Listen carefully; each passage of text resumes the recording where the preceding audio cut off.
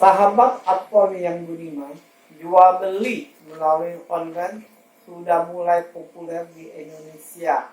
Dan di saat pandemi COVID-19, jual beli online sepertinya sudah menjadi tren.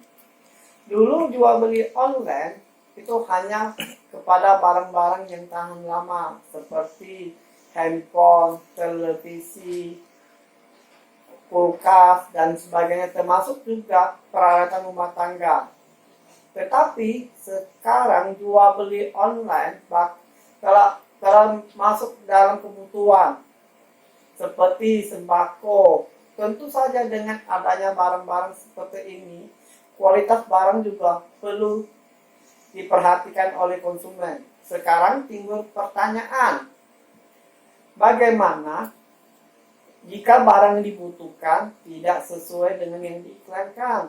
Saudara, jika berbicara tentang jual beli, tentu saja kita akan melihat hak dan kewajiban masing-masing pedagang maupun pembeli, di mana pedagang harus menerima pembayaran dan menyerahkan barang tersebut, dan sebaliknya pembeli akan menerima barang tersebut.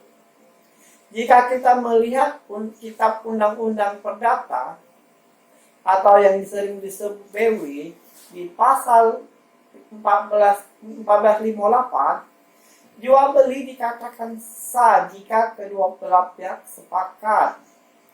Sepakat di sini juga mengenai barang maupun jasa. Tetapi seiring kemajuan teknologi sekarang, antara pembeli dan pedagang tidak lagi bertemu dalam satu tempat atau yang disebut dengan pasar.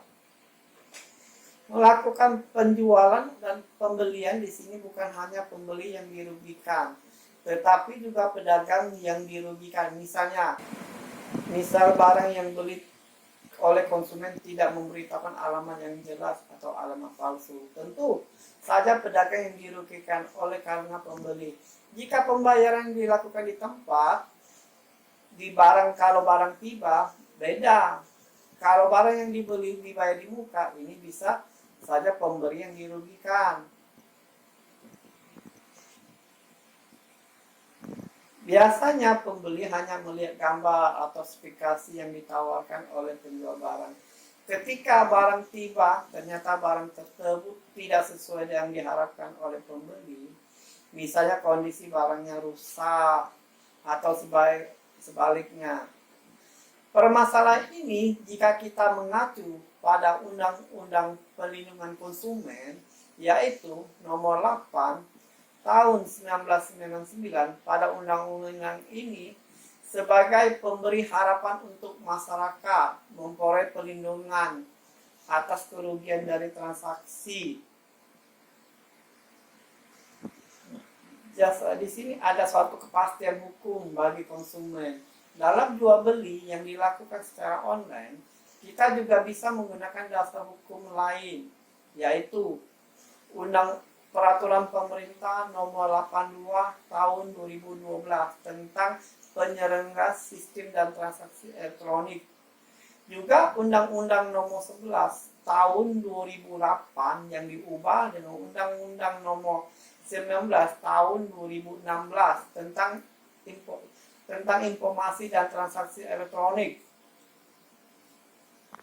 Pada undang-undang ini ada beberapa yang bisa kita gunakan sebagai pegangan.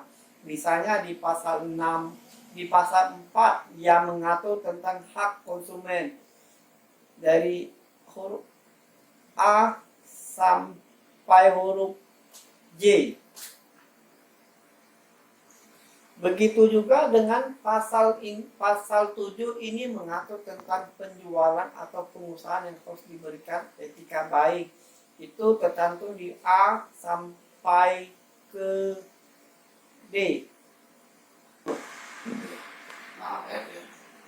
Maaf, sampai F. Dan dari undang-undang ini juga mengatur tentang terjadinya penipuan transaksi secara online yang pasal 8 ayat 1 huruf D, E, dan F yang menyebutkan bahwa pelaku usaha dilarang memproduksi atau memperdagangkan barang atau jasa yang tidak sesuai dengan mutu maupun janji sebagaimana yang dinyatakan pada label iklan maupun promosi penjualan barang tersebut. Serta pasal 60 huruf A dan B menyebutkan bahwa pelaku usaha dalam menawarkan atau melalui pesanan dilarang untuk tidak menepati pesanan atau ketepatan waktu penyelesaian sesuai dengan yang dijanjikan. Serta dilarang untuk tidak menepati janji ataupun pelayanan yang atau prestasi. Untuk ancaman pidana diatur di dalam Undang-Undang Pasal 62. Dalam Pasal 62 dihukum penjara 5 tahun atau denda 1 miliar. Jika pelaku usaha memperdagangkan barang atau jasa yang tidak sesuai dengan janji ataupun sesuai dengan barang tersebut. Perlu juga saya menegaskan, jual beli secara online ini pada intinya sama dengan perjanjian jual beli yang dilakukan secara langsung, di mana hak-hak konsumen harus dilakukan secara hukum, begitu juga sebaliknya. Mari kita saling hormat satu sama lain dalam melakukan transaksi sehingga tidak terjadi perselisihan hukum di kemudian hari. Terima kasih. Halo Sobat Advo, jangan lupa untuk like, share, dan subscribe channel ini agar kami semakin semangat untuk membuat lebih banyak video untuk Sobat Advo.